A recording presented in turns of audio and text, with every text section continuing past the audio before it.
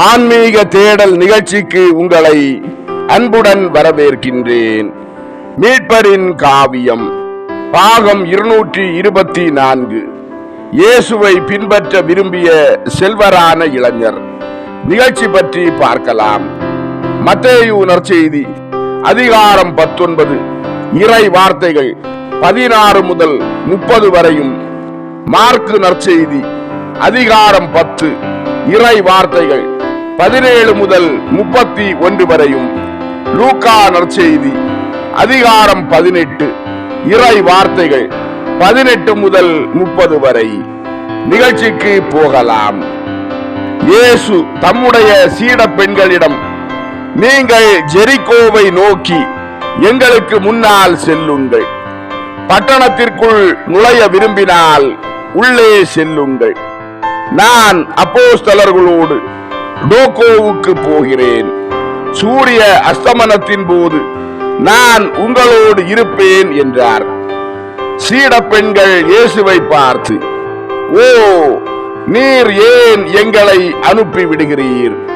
நாங்கள் களைப்பாக இல்லை என்றார்கள். இயேசு அவர்களை பார்த்து, நான் நாளைக்கு நிக்கேயின், அதாவது வெரோனிகாவின் வீட்டில் இருப்பேன். உங்களில் சிலராவது சீடர்களுக்கு அறிவித்து விட வேண்டும் என்றுதான் உங்களை போகச் சொன்னேன் என்றார். வெரோனிகா இயேசுவை பார்த்து, அதுதான் விஷயம் என்றால் நாம் போவோம். வாருங்கள் எலிசா, ஜோகன்னா, சூசன்னா, மார்த்தா, நீங்களும் தான். நாம் போய் அனைத்தையும் ஆயத்தம் செய்வோம் என்றாள். மரிய மதலே இயேசுவை பார்த்து, சிறுவனும் நானும் தான் மிச்சம். நாங்கள் எங்களுக்கு வேண்டியதை வாங்குவோம். எங்களை ஆசீர்வதியும் குருவே, சீக்கிரம் வந்துவிடும். மாதாவை பார்த்து, நீங்கள் தங்க போகிறீர்களா அம்மா என்று கேட்டாள். மாதா மரிய மதலேனை பார்த்து, ஆம், என் மகனுடன் என்றார். இயேசு டோகோவுக்கு செல்லும் சாலையில் சென்றார். சற்று தூரம் சாலையில் சென்றதும் ஒரு செல்வம் மிக்க பயண வண்டி தொடர் ஒன்று வந்தது. ஒரு ஒட்டகத்தில் இருந்து ஓர் இளைஞன் இறங்கி இயேசுவின் முன் தெண்டனிட்டு வணங்கிய பின் அவரிடம், நான் கனாட்டாவை சேர்ந்த பிலிப்பு, உண்மையான இஸ்ராயேலர்களாய் இருந்து வந்துள்ளவர்களின் மகன். என் தந்தையின் சாவு அவருடைய எல்லா வியாபாரத்திற்கும் நான் தலைமை ஏற்கும்படி செய்யும் வரை நான் கமாலியேலின் சீடனாக இருந்தேன்.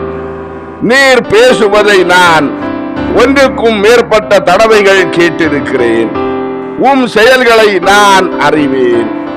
தங்களில் உம் ராஜ்யத்தை உருவாக்குகிறவர்கள் நித்திய வாழ்வை சுதந்தரித்துக் கொள்வார்கள் என்று நீர் உறுதியாக கூறுகிறீர். அந்த நித்திய வாழ்வை கொண்டிருக்கும்படி அதிக நல்ல வாழ்வு நடத்த நான் ஆசிக்கிறேன். ஆகவே நல்ல போதகரே, நித்திய வாழ்வை அடைவதற்கு நான் என்ன செய்ய வேண்டும் என்று கேட்டான். இயேசு பிலிப்பை பார்த்து, நீ என்னை நல்லவர் என்று அழைப்பானேன்? கடவுள் மட்டுமே நல்லவராய் இருக்கிறார் என்றார். பிலிப்பு இயேசுவை பார்த்து, நீர் இறைமகன், உம் பிதாவை போலவே நல்லவராக இருக்கிறீர்.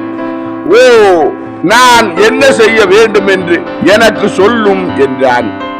இயேசு பிலிப்பை பார்த்து, நித்திய வாழ்விற்குள் நுழைவதற்கு கட்டளைகளை கடைபிடி என்றார்.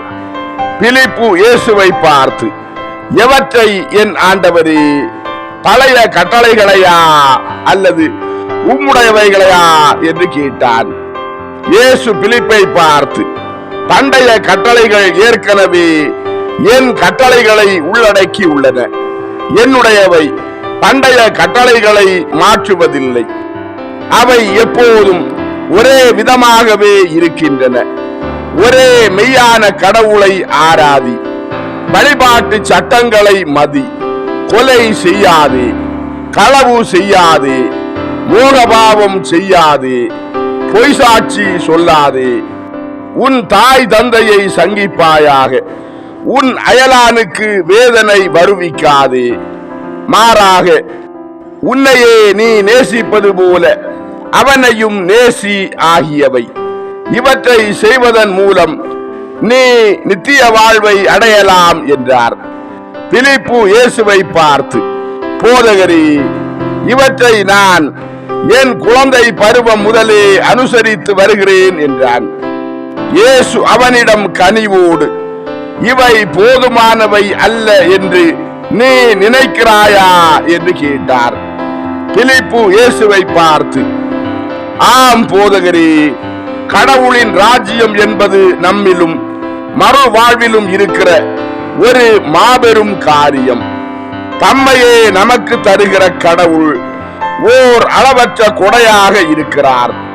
தம்மையே நமக்கு தருகிறவராகிய அளவற்ற முழு உத்தமமுள்ள சர்வேஸ்வரனோடு ஒப்பிடும் போது நம் கடமையாக இருக்கிற காரியம் மிக கொஞ்சமாக இருக்கிறது என்று நான் உணர்கிறேன். சபிக்கப்படாதிருக்கவும், அவருக்கு ஏற்புடையவர்களாக இருக்கவும், கட்டளை இடப்பட்டவைகளை விட பெரிய காரியங்களை கொண்டு நாம் அவரை அடைந்து கொள்ள வேண்டும் என்று நான் உணர்கிறேன் என்றான். இயேசு பிலிப்பை பார்த்து, நீ சொல்வது சரிதான். உத்தமமானவனாக இருப்பதற்கு உன்னிடம் குறைவாய் இருப்பது ஒன்று உண்டு. பரலோகத்தில் இருக்கிற நம் பிதா விரும்புகிறபடி உத்தமமானவனாக இருக்க நீ விரும்பினால் போய் உனக்குள்ள எல்லாவற்றையும் விற்று ஏழைகளுக்கு கொடு. அப்போது பரலோகத்தில் ஒரு பொக்கிஷத்தை கொண்டிருப்பாய். அது தம் பொக்கிஷத்தை பூலோகத்தில் உள்ள மனிதருக்கு கொடுத்துள்ளவரான பிதாவினால் நேசிக்கப்படுகிறவனாக உன்னை ஆக்கும். அதன் பின் திரும்பி வந்து என்னை பின் செல் என்றார். பிலிப்பு மன துயர் அடைந்து ஆழ்ந்த சிந்தனை வசப்பட்டு அதன் பின் எழுந்து நின்று, உம் அறிவுரையை நான் நினைவில் வைத்துக் கொள்வேன் என்று சொல்லி மன கிளேசத்தோடு அங்கிருந்து சென்றான். யூதாஸ் பரிகாசமாக புன்னகைத்தபடி, பணத்தை நேசிக்கிறவன் நான் மட்டுமல்ல என்றான். இயேசு திரும்பி யூதாஸை பார்த்தார். அதன் பின் மற்ற அப்போஸ்தலர்களையும் பார்த்து, ஒரு பெருமூச்சோடு ஒரு பணக்காரன் பரலோக ராஜ்யத்தில் நுழைவது எவ்வளவு கடினமானது. அதன் வாசல் குறுகியது, வழி செங்குத்தானது.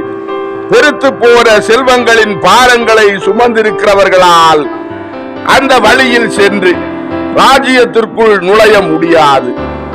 அங்கே நுழைவதற்கு புண்ணியங்களில் சடத்தன்மையற்ற பொக்கிஷங்கள் மட்டுமே தேவைப்படுகின்றன. உலக பொருட்கள், வீண் பெருமை ஆகியவை மீதுள்ள பற்றாக இருக்கக்கூடிய எதையும் விட்டு விலக ஒருவனால் இயல வேண்டும். நான் அதிகாரப்பூர்வமாக உங்களுக்கு சொல்கிறேன், ஒரு பணக்காரன் கடவுளின் ராஜ்யத்தில் நுழைவதை விட ஊசியின் காதில் ஒட்டகம் நுழைவது எளிது என்றார். அப்போஸ்தலர்கள் இயேசுவை பார்த்து, அப்படியானால் யார்தான் ரட்சிக்கப்பட முடியும்? வறுமையானது பொறாமையின் வழியாகவும், மற்றவர்களின் செல்வங்களின் மீது மரியாதை குறைவின் வழியாகவும், தெய்வ பராமரிப்பில் நம்பிக்கை குறைவின் வழியாகவும் ஒருவன் பாவம் செய்யும்படி அடிக்கடி செய்கிறது. செல்வங்களோ பரிசுத்தத்தனம் அடைவதற்கு ஒரு தடையாக இருக்கின்றன. அப்படியானால் யார்தான் ரட்சிக்கப்பட முடியும் என்று கேட்டார்கள். இயேசு அப்போஸ்தலர்களை பார்த்து, மனிதரால் முடியாதது இறைவனால் முடியும். ஏனெனில் கடவுளால் ஆகாதது ஒன்றுமில்லை. மனிதன் தன் நல்ல சித்தத்தை கொண்டு தன் ஆண்டவருக்கு உதவுவது மட்டும் அவனுக்கு போதுமானது. தரப்பட்ட அறிவுரையை ஏற்றுக்கொண்டு செல்வங்களிலிருந்து விடுதலை அடைய பாடுபடுவது நல்ல சித்தமாக இருக்கிறது. முழுமையான சுதந்திரத்தை சம்பாதித்துக் கொள்வதற்கு கடவுளை பின் செல்ல வேண்டும். ஏனெனில் மனிதனின் உண்மையான சுதந்திரம் இதுதான். தன் சுயத்திற்கோ உலகிற்கோ பொது கருத்தின் மீதுள்ள மரியாதைக்கோ அடிமையாகவும் அதனால் சாத்தானுக்கு அடிமையாகவும் இராதபடி கடவுள் தன் இருதயத்தில் மெல்லிய குரலில் பேசும் குரல்களை கடைபிடிப்பது நன்மையை மட்டும் சுதந்திரமான முறையில் விரும்பும்படி கடவுள் மனிதனுக்கு தந்த அற்புதமான சுயாதீன சித்தத்தை பயன்படுத்துவதும் அதன் மூலம் மிக பிரகாசமான பேரின்பமுள்ள நித்திய வாழ்வை அடைந்து கொள்வதும் மனிதன் தன் சொந்த வாழ்வை மகிழ்ச்சிப்படுத்துவதற்காக கடவுளை எதிர்க்க வேண்டி இருக்கிறது என்றால் அந்த தனது சொந்த வாழ்விற்கும் கூட அவன் அடிமையாக இருக்கக்கூடாது. என் நிமித்தமாகவும் கடவுளுக்கு ஊழியம் செய்யும்படியாகவும் தன் வாழ்வை இழந்து விடுகிறவன் அதை நித்தியத்திற்கும் காப்பாற்றிக் கொள்வான் என்று நான் உங்களுக்கு சொன்னேன் என்றார். அப்போஸ்தலர்கள் இயேசுவை பார்த்து, நாங்கள் உம்மை பின் செல்வதற்காக எல்லாவற்றையும் நியாயமானவைகளை கூட விட்டுவிட்டு வந்தோமே, எங்களுக்கு என்ன கிடைக்கும்? நாங்கள் உம் ராஜ்யத்திற்குள் நுழைவோமா என்று கேட்டார்கள். இயேசு அப்போஸ்தலர்களை பார்த்து, இவ்வாறு என்னை பின் சென்றவர்களும் இப்போது பின் செல்கிறவர்களும் என்னோடு என் ராஜ்யத்தில் இருப்பார்கள். ஏனெனில் சோம்பலுக்கும் இதுவரை கட்டிக்கொண்ட பாவங்களுக்கும் பரிகாரம் செய்ய எப்போதுமே நேரம் இருக்கிறது. மனிதன் இந்த பூமியில் இருக்கும் போதும் தன் முன்னால் அவன் நாட்களை கொண்டிருக்கும் போதும் அவனுக்கு எப்போதுமே நேரம் இருக்கிறது. அந்நேரத்தில் அவன் தனது தவறுகளை சரி செய்து கொள்ள முடியும்.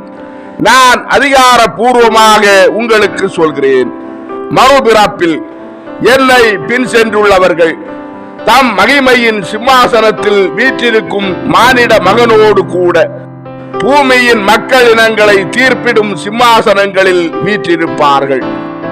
மீளவும் நான் அதிகாரப்பூர்வமாக உங்களுக்கு சொல்கிறேன், சுவிசேஷம் போதிப்பதற்காகவும் என் அலுவலை தொடர்ந்து செய்வதற்காகவும் என் நாமத்தில் தன் வீட்டையோ நிலங்களையோ தந்தை தாய் சகோதரனையோ மனைவி மக்களையோ சகோதரிகளையோ விட்டு விடுகிறவன் தன் வாழ்வின் காலத்தில் 100 மடங்காகவும் வரவிருக்கும் உலகில் நித்திய வாழ்வையும் பெறாமல் போக மாட்டான் என்றார்.